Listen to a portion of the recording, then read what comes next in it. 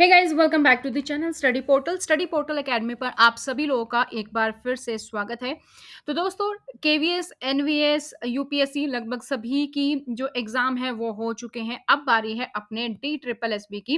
काफी लोग काफी समय से वेट कर रहे हैं कि डी ट्रिपल एस बी की वैकेंसी कब आएंगी। पीजीटी की एक ही वैकेंसी हमें बहुत टाइम पहले देखने को मिली थी, जो थी इकोनॉमिक्स की। और उसके बाद अभी जो हमारे पास वैकेंसी है वो है दोस्तों असिस्टेंट टीचर की। आज की इस वीडियो में डिस्कस करेंगे ये परमानेंट वैकेंसी है, टोटल वैकेंसी कितनी है, कौन कौन अप्लाई कर सकता है, क्या एलिजिबिलिटी है, वो हम यहाँ पर डिस्कस करने वाले हैं। तो वीडियो को अंत तक जरूर देखिएगा ताकि आपके सारे सवालों के जवाब आपको यहाँ पर मिल जाए। इसके साथ ही दोस्तों, अगर आप तैयारी कर रहे हैं डी ट्रिपल एस बी की किसी भी लेवल की, पीआरटी, टीजीटी, पीजीटी की, तो आप अपने हमारे जो व्हाट्सएप नंबर है 8447410108, इस पर आप अपना नाम, अपने शहर का नाम और अपने एग्जाम का नाम लिखकर हमें भेज दीजिए ताकि हम आपको ब्रॉडकास्ट में ऐड कर लें, क्योंकि जल्द ही हमारे यूट्यूब पर टेस्ट सीरीज जो है वो शुरू होने वाली है, क्लासेस स्टार्ट होने वाली है। और इसके साथ साथ हम प्रीवियस प्रीवियस जो पेपर हैं वो भी हम यहाँ पर डिस्कस करेंगे। आप नोट्स भी ऑर्डर कर सकते हैं इसी हेल्पलाइन नंबर पर कॉल करके। नोट्स बाय कोरियर पूरे भारत में पहुंचाए जाते हैं, तो नोट्स के द्वारा भी आप अपने घर बैठकर सेल्फ स्टडी कर सकते हैं। लेकिन अगर आप हमारी पेड बैचेस से जुड़ना चाहते हैं, लाइव क्लासेस या रिकॉर्डेड बैच से जुड़ना चाहते हैं, तो उसके लिए आप हमारी app study portal academy download कर सकते हैं। लिंक आपको नीचे डिस्क्रिप्शन बॉक्स में मिल जाएगा।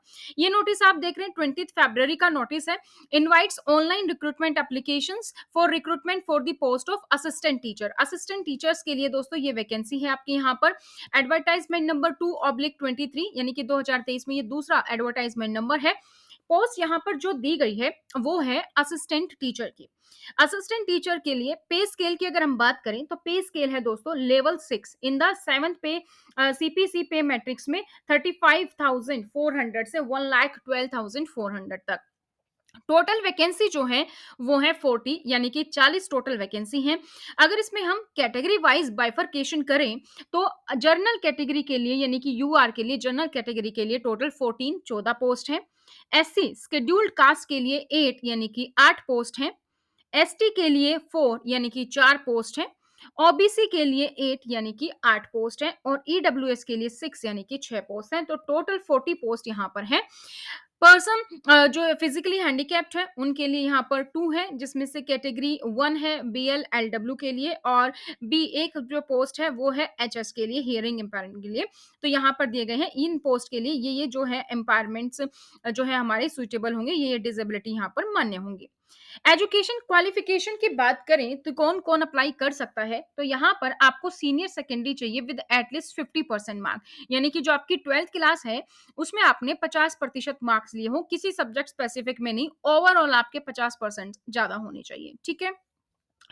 उसके साथ अगर आपने 2 साल का डिप्लोमा किया है एलिमेंट्री एजुकेशन का, चाहे वो किसी भी नाम से जाना जाता हो, एक रिकॉग्नाइज बोर्ड द्वारा होना चाहिए, तो आप इसमें अप्लाई कर सकते हैं।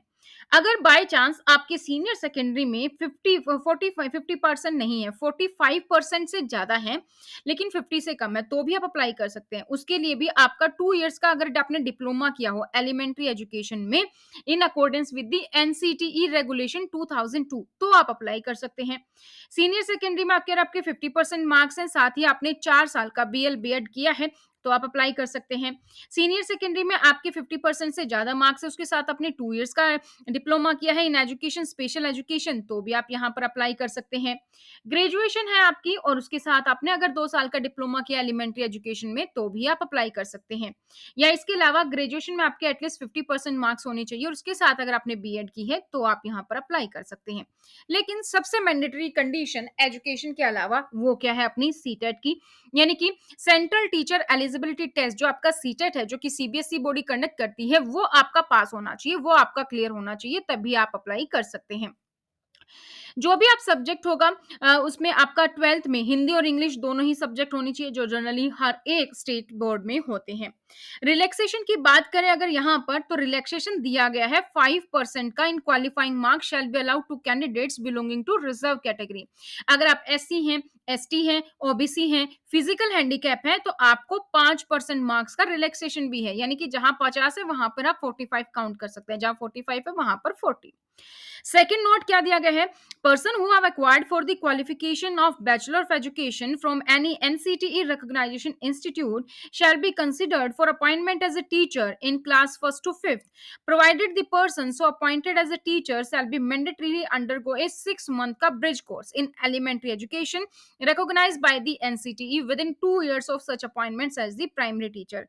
जो भी पर्सन बीएड के लिए क्वालिफिकेशन जो है इसके लिए चाहिए एक्वायर है एनसीटीई द्वारा, तो वो कंसीडर को यहाँ पर कंसीडर करेंगे 1st to 5th के लिए, लेकिन पर्सन को क्या करना होगा, 6 मंथ का ब्रिज कोर्स करना होगा एलिमेंट्री एजुकेशन जो कि रिकॉग्नाइज बाय एनसीटी ही है वहां का, और ये कितने टाइम में करना होगा, प्राइमरी टीचर के अपॉइंटमेंट के 2 साल के अंदर ये होना चाहिए। ठीक है, इसके अलावा और बात करें एप्लीकेशन जो फीस रखी गई है दोस्तों वो है 500 रुपए, अनरिजर्व जनरल के लिए, डब्ल्यूएस के लिए, ओबीसी के लिए 500 है। एज लिमिट यहाँ पे है 21 to 30, यानी कि मैक्सिमम जो एज है यहाँ पे वो कितनी है आपकी 30 है, 30 साल तक अगर आप अप्लाई कर सकते हैं। एज रिलैक्सेशन जो भी अपना होता है कास्ट वाइज, एससी एसटी को 5, ओबीसी को 3, पर्सन विद हैंडीकैप है, फिजिकली डिसेबल है आप तो 10 ईयर्स का। इस तरीके से जो भी अपना गवर्नमेंट ऑर्डर्स के द्वारा जो भी एग्जिस्टिंग रूल्स है रिलैक्सेशन, वो एज रिलैक्सेशन यहाँ पर अप्लाइकेबल रहेगा। डेट ऑफ बर्थ के लिए जो आपका 10th का पास का सर्टिफिकेट है वही एक्सेप्टेड होगा as a proof of date of birth, तो उसके अकॉर्डिंग ही आप आपकी एज मानी जाएगी। कैंडिडेट्स अगर SC ST OBC, person with person physically handicap है, एक्स सर्विसमैन कैटेगरी है, अगर आप ये अप्लाई कर रहे हो तो इसके लिए जो सेंट्रल गवर्नमेंट द्वारा एक प्रेस्क्राइब फॉर्मेट है उसमें वो होना चाहिए।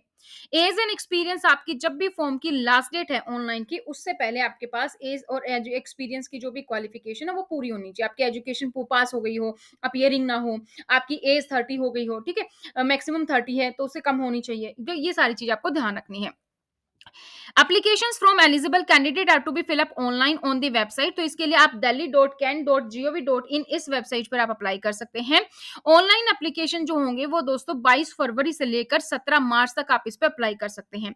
एप्लीकेशन जो रिसीव होंगी from any other source incomplete वो यहाँ पर मान्य नहीं होगी, सिर्फ और सिर्फ आपको ऑनलाइन भरना है, और आपकी जो फॉर्म है वो आपको कंप्लीटली फिल करना है। कोई भी proof of age, qualification, category, जो भी डॉक्यूमेंट्स मांगा गया है वो सारे के सारे डॉक्यूमेंट्स आपको यहाँ पर देने हैं। Certificate uploaded in support age, education qualification, category should be clear eligible, ये सब clearly eligible होंगे तभी आपको फिल करना है। लास्ट डेट 17 मार्च है। एडमिट कार्ड और रिटन टेस्ट बोर्ड की वेबसाइट पर अपलोड कर दिया जाएगा।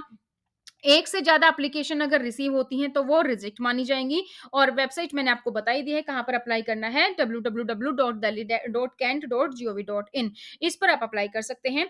जो नंबर ऑफ वैकेंसीज हैं वो चेंज की जा सकती हैं, तो इसके रिगार्डिंग जो भी आगे अपडेट रहेंगी वो आपको इसी वेबसाइट पर मिल जाएगा। तो ये थी दोस्तों कंप्लीट इन्फॉर्मेशन। इसके अलावा फिर से मैं आपको इन्फॉर्मेशन दे दूं, अगर आप तैयारी कर रहे हैं किसी भी टीचिंग एग्जाम की तो आप अपना नाम, सिटी और एग्जाम नाम, जैसे डीएसएसबी पीसीटी पॉलिटिकल साइंस है तो डीएसएसबी पीसीटी पॉलिटिकल साइंस लिखेंगे। अगर आप प्रिंसिपल लेवल की तैयारी करें तो उसके अकॉर्डिंग लिख के आप हमें अपनी इन्फॉर्मेशन सेंड कर सकते हैं। चैनल को सब्सक्राइब कर लीजिए ताकि इस तरीके की बाकी अपडेट्स भी आपको टाइमली मिलती रहे। इसके अलावा दोस्तों आप हमें सोशल मीडिया पर फॉलो कर सकते हैं, लिंक आपको नीचे डिस्क्रिप्शन बॉक्स में मिल जाएगा। आज की इस वीडियो में इतना ही, फिर मिलेंगे नई जानकारियों के साथ, तब तक बने रहिए हमारे साथ। धन्यवाद।